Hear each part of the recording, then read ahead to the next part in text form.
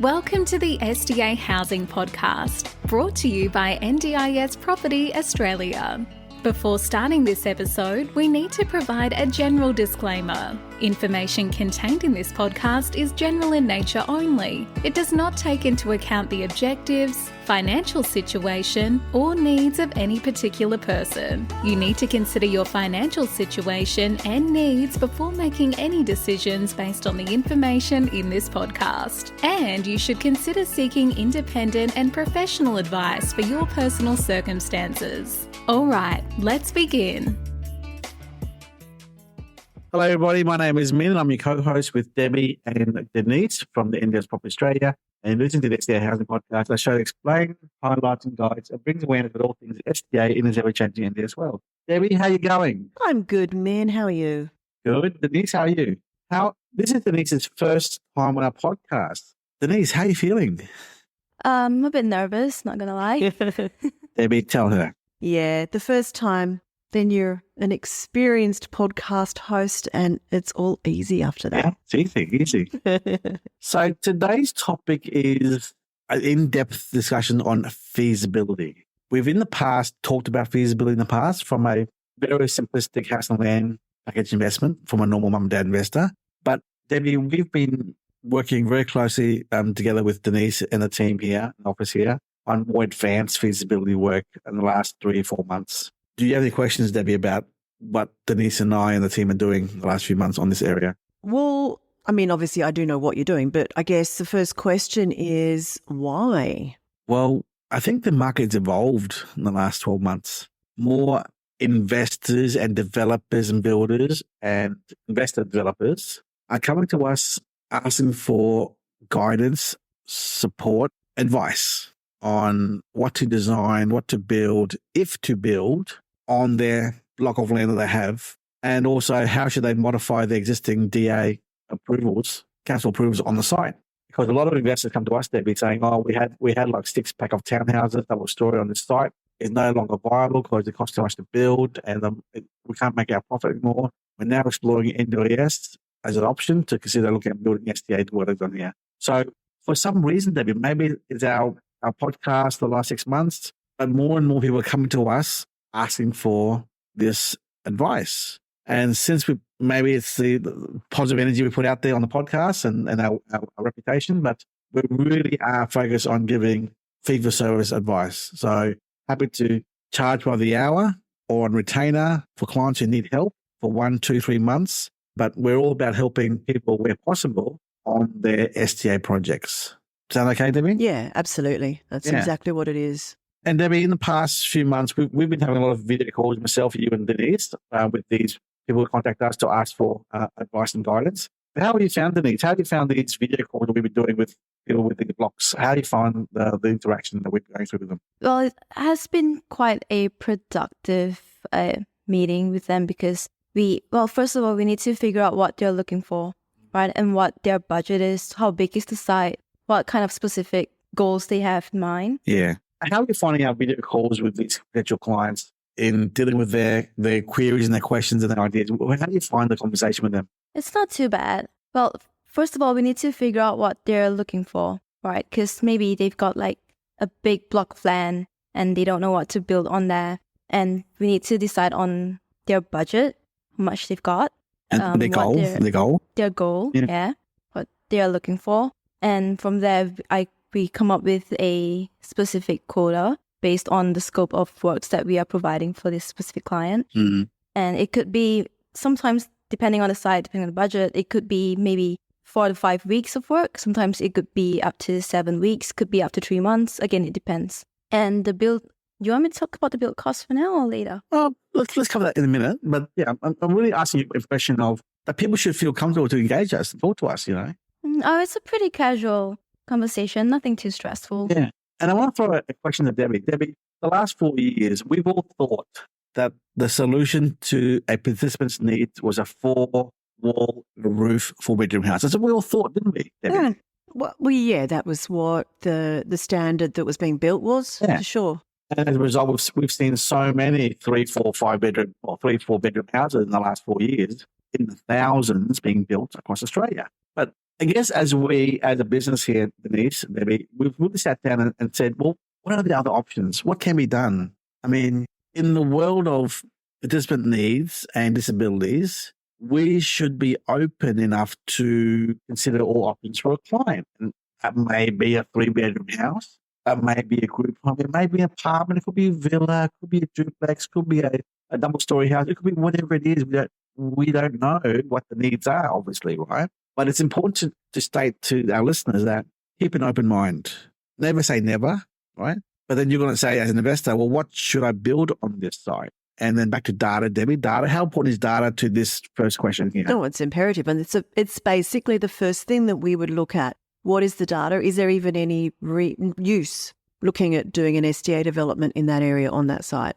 So if there's not, then that's the first thing we'll say. Look, it's a bad area. It's oversupplied. You know, the land is sloping on a steep street. Whatever the reason is, we'll say, look, yeah, it's probably not feasible to even go any further down this as a path of consideration. Because as an investor, when you go to a builder, they happily build you an SDA house because they make money on the build. They don't care. The architect is happy to do a design on the house because they get paid to do the design.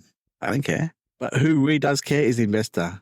Am I doing the right thing by spending this money to buy this block and build this dwelling, or am I going to regret it? And the first question that every investor in the SDA sector or world should be asking is, what if I'm wrong? What if I don't really know the right information here? And so it goes back to what we do here, Denise. From a feasibility point of view, well, first of all, what is the word feasibility? What does that mean? The definition of feasibility. Denise, what's your versions of feasibility? It is it a viable option to consider? Okay. Denise, what do you think the definition of the word feasibility is? I look at the profit too, and as well as the sustainability. Yes. By the very nature of the word feasibility, it is the financial metrics, calculations of whether the said formula, project, proposal is going to work from a mathematical point of view, right? Cost and benefit, risks, ongoing costs, upfront costs, exit costs. I mean, what are those calculations are going to be? The word feasibility means all the above. Yeah, and ultimately, am I going to get the return on investment as an investor that would make this a viable option? On that very topic of viable investment, what am I going to get? It goes back to tenancy mix. Denise, what is your feedback to our listeners about how important the tenancy mix predictability or outcome is to the success of the project or the feasibility here? Oh, it's very important because, again, we have to look at the supply and demand within the area, right? And if there's not a lot of demand in where you're looking at, there's no point in building that. But if there was demand, the importance of the tenancy mix calculations and, you know what I mean, the matrix of all the tenancy combinations, it's a very wide range of outcomes, Denise. I mean, it's not just a half a dozen different scenarios we're looking at, is it? It could be up to 200. Yeah. We have tenancy mixes for apartments with like four apartments in that, and those could go up to 206 scenarios, I think. Yeah. Just so our listeners can understand, we're not talking HPS by HPS by HPS or HPS FA and IL. We're talking about 1 to 2 funding HPS and 1 to 3 funding HPS. What does that mean, Minh? Well, there's 1 carer for 2 participants, 1 to 2, or 1 to 3, 1 carer for 3 participants, or 1 or HPS 1 to 2 villa. So you got the 1 to 2 house funding, the 1 to 2 villa, or even group home. Yes. And the thing that people don't realize is you can have a mix and match of all these HPS, IL, FA, house, villa, 1 to 2, 1 to 3, even 1 to 1. But the normal rule applies, which is the lower of rule. So again, I don't go into detail on this topic here, but let's just say that there's so much complex calculations to work out the outcome of the investment that the investors do not realize it. Right? The lower of rule is a very powerful rule, which does affect things, you know. And if you bring in a 1 to 2 or 1 to 2, 1 to 1 kind of 1 to 1, 1 to 2 funding of a villa person into a house or an apartment, that really brings an income as well. So all that applies. So back to the tenancy mix, it's very important to understand that it's complicated. Yeah. Yes. So Denise, when you are doing those tenancy mixes, there will be obviously hundreds of different potentials. But basically what we do is an analyze based on historical data of tenant funding levels in that area and work out basically what we think is going to be the most common or the most likely tenancy mixes. We look at the past demand data, figure out maybe the top 5 most likely scenarios, and then from that one, we do calculate the average net yield that we can potentially gain from that, yeah. So with the feasibility projects, I mean, can you run down the list there, please, Denise, of what is involved in doing this 6-7 week report process, please? Right, so we first start out with the supply and demand data report because that's the most important to figure out whether it's feasible to build on that site, on that location. And then we go into the tenancy mixes. But we can only really do that once we have an idea of what the dwelling might be. Yeah. Oh, yeah, of course. So let's say you have a big plot of site, you have a big block of site, and you don't know what to build on there. We give you all the possible options. You can maybe build like 1 4-bedroom, 4-bathroom low-set house, or you can build maybe 2 double-story house. You can build a duplex. We give you all these possible options depending on the size of your site. And then from there, we give the tenancy mixes, which is based on the dwelling. Also, just want to note that the tenancy mixes provide all the possible scenarios. It could be maybe just 1 participant in there to the highest possible funding. So for a 4-bedroom house, it could be 1 tenant and 2 empty rooms as well. Yeah, exactly. Continue on the list, please. We also do provide a SDA feasibility word report where we come up with the SWOT analysis for all of these all these products. Mm-hmm. And then we come up with maybe the top 3 best recommendations for our investors. And even the recommendations based on the average. So, all these 80 or 90 options, it's the average amount, the average amount we use for calculations. But also you're choosing what the top 3 or 4 recommendations, which top 7 options that are going to be outcome of that house as well. Yeah. So rather than assuming a HBS house has 3 HBSs, an FA, NIL, and an IL, an outcome there, obviously. Continue on as well, the list. So we also have a PIA report in the quote, and then we have a short-term accommodation or medium-term accommodation as a backup. Yep. Like, let's say your dwelling, once it's done being built and you have no tenants to stay in there. In the meantime, you can maybe use it as a short-term accommodation, an MTA, which is medium-term accommodation, or you can maybe even rent it as an Airbnb. Now, that one really applies to the multi-dwelling projects where there's 4 apartments in the building, of which 3 are SDAs and 1 is MTA, for example, Yeah, you're right. Because it wouldn't work in like a house if there's already a tenant in there.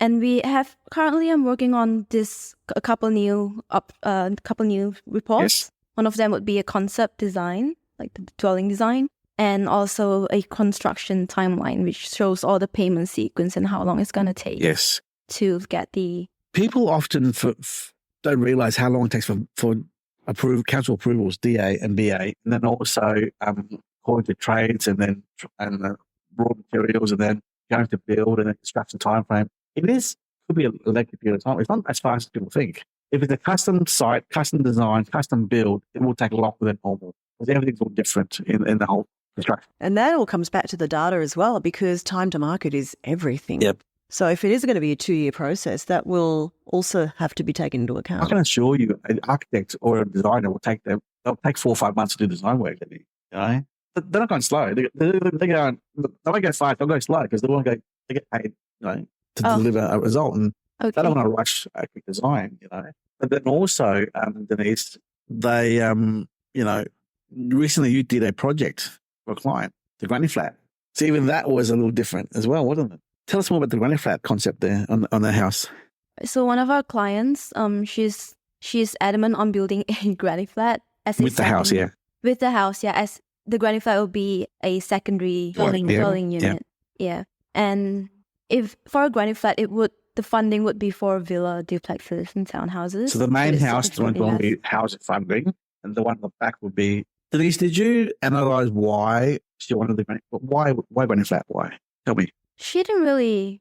I can't quite recall why she wanted it. She just said that she wants to have it as like for 1 IL in there, to give her potential clients more or tenants more options. So having a single tenancy dwelling there. So 2 and a carer in the house, and then rent at the back. And thing is, because she has done her research on Sunshine Coast, hasn't she? So I think she would know. Maybe she's got someone in mind already or something. I don't know the details of it, but yeah. But also, Denise, in the project feasibility work here, I mean, you and I will spend time on working out the GFA, gross floor area, and the POS. What's POS stand for again? Private open space. So we're looking at the green space versus the building pad versus the driveway versus the car park versus the design of the double-story dwelling with the stairwell, plus the room for the lifts, fire sprinklers, class 3. All those things get taken into consideration. Again, metro build costs, regional build costs, totally different, to help guide the developer, investor into what is possible on the site, how does the investor maximize their yield, and allow them to make the decision. Because in this case, as advisors here, Denise, Debbie, we're not doing a sale. We're just giving information that they need to use to make an informed decision based upon data, research, financial metrics, and feasibility numbers. And also a recommendation. At the end of this report, which is going to take us 6, 7, 8 weeks, we do give a recommendation, and they should see it. Because a lot of people, with all due respect, we had a video call the other day, Denise, the client wanted to buy a cheap block of land in Perth. Oh, yeah. And we're like, are you sure? Because there are thousands of other people who've done the same thing, and they've all stuffed up the outcome because they were focused upon buying in a cheap area to minimize their costs to try and maximize their yield. And that's actually absolutely wrong.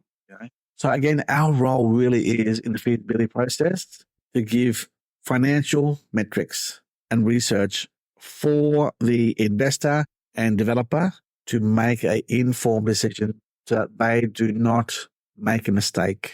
Risk management is a very important part of any investment. And Debbie, you know as well as I that these investors who are too like a deer in headlights, focus on yield and returns, they don't realize the risk sometimes. And it's very bad. It's a bad. Yeah, very much so. You know, in this space, people have been sold the dream. It's a high yield investment. It's an ethical investment. It's fantastic. It's government guaranteed. Sorry, no. If you get it right, yes, it's all of the above. It's fantastic. But it is high risk, and you really have to understand all of the different parts of the puzzle. So as of today, we're starting to explore software in our office here called Can I Build in Archistar.ai. These are town planning and development softwares, which obviously cost a bit of money to use, but we're implementing that kind of resource and expertise into our business model to allow us to bring our feasibility work to the next level. Okay. Yes, I know it's not the same as a town planner or, a project manager. I know that, but it allows us to bring much more technical expertise that goes from SDA and town planning and construction development together to give the investor here enough information to make his own decision. You go talk to his council or surveyor or construction manager on advice and steps moving forwards, because that's within the day, our job is to give advice and information. Okay. And Denise, I want to say publicly right now on this podcast that Debbie and I have been so impressed with your work the last 4 or 5 months that, Denise is a star. A star, yeah. Not a superstar yet, she's a star. Yeah. Oh, okay. Superstar next year, right? So we've been so impressed with your work, Denise, that, we want to do long-term with what we do, and we want to see you evolve and build this service to help as many clients and investors as possible with all the resources at your disposal here to make us a shining example in the SDA world of good consultation and advice. Yeah, because we want to be as independent as possible to the market. And I don't know, we have evolved and people don't say good things about us because we're seen as real estate agents. I can tell you the truth, guys. Yes, we once were real estate a business, yes, but we have become so far in our evolution to be more project managers, consultants, and SDA advisors that 80% of our work now is now non-sales work. Okay, so you go to an SDA advisory for real estate business, they are 100% sales of products and 0 everything else. We're opposite. We're probably 70%, 80% customer service, advisory, research, feasibility work, housing procurement, and respite services. So we do a lot more things within SDA than just selling a house or selling a project, because we want to understand what goes on behind the scenes in creating the product from scratch. And we want to help developers and builders make as much of an informed decision based upon the asset itself being the raw site as well, and help people get into or out of the SDA product that they've jumped into already. So that's just what we do now. We're very much a different, we're a different model now as a business, and we're very proud of the team we're bringing on board and who we have become, Debbie. I think it's been a great 4-year journey, and I look forward to the next few years to see how far we go with this business model as well. Yeah. Denise, any final words of advice from you, our listeners, about feasibility, how important it is? Should they always engage you and the team here? Is it always needed? That's the question. Feasibility. Your thoughts, please. Final words. Well, it is final words. It is definitely needed. Not many people actually think about this, do they? They don't. They just jump right into it. Yeah, because they just think that it's just, oh, I buy this land, and people are just going to, all the participants are just going to come in. They're just going to come rolling in, but it doesn't work that way. Build and they will come. They think SDA is a sure thing. That's what they think. Exactly. And the whole purpose of us giving you this podcast episode today is to say, hey, before we spend $800-900 million or more on a property investment in SDA, talk to the right people, talk to the SDA providers, talk to consultants like us. We charge an hourly rate, and we're happy to give this advice to you guys. And truth. Actually, something we didn't touch on those, what we can also include in our feasibilities is introductions or vetting of providers, which is also another important part of the puzzle. And that's on our quote, Denise, it's always a TBC, to be confirmed. So we do vet providers, we vet builders, we vet data, we vet the investor. It's more of an assessing the builders, and we're more assessing the builders and designers rather than value. Yeah. But providers definitely. Yeah, because people say to us sometimes, I already got an architect. Yeah, but has your architect done much SDA? Oh, not really. Well, why would you hire him to do your SDA work when he has no experience in disability and SDA? Oh, yeah, I guess you're right. So, we want to help our investors and clients to get the right information and the best information to do their feasibility before they begin spending millions on their projects. And that's the key thing there. Be careful. Do your homework. Ask twice, 3 times, 4 times, and then go from there. And Debbie, before I hang up here, you have a client called Humphrey, I believe. Humphrey, he had a site in Brisbane here, and he'd been on that site for the last 3-4 years now, hasn't he? Without missing the location or his details. Why has it taken so long for him to get to where it is now? And mind you, he's Mr. Feasibility. He's a very smart guy. He's done so much feasibility. He's done all his own numbers. Even though he's done the feasibility, why is he stuck where he is? Because he just does not know what to do. He's got plans for a small apartment complex. He doesn't know whether by the time it's built, if he goes ahead with it as it is, if there's going to be enough tenants in the area to make it break even. He wants to build it to hold it, but should he rather sell it? If he was to sell it, would he be able to get the return on investment? So he's come to us to get that advice. So even though he's done his feasibility and if we go ahead with this, we will probably give him some very different figures in terms of our feasibility projections. But he still, as much work as he's done, and he knows a lot about the SDA industry. He has been studying this for probably about 3 or 4 years and speaking to lots of different people. But he still doesn't know. He's still not sure. He still needs to get more advice. Now, Debbie, here's a prime example of you snooze, you lose. Now, what I mean by that is, in that 4-year period of thinking about it to today, still thinking about it, construction prices have gone up. Massively. Investments have gone to other assets in the area. Supply, balance, or even oversupply of the area. Yeah. So speed to market is everything, and he has very likely lost. Advantage.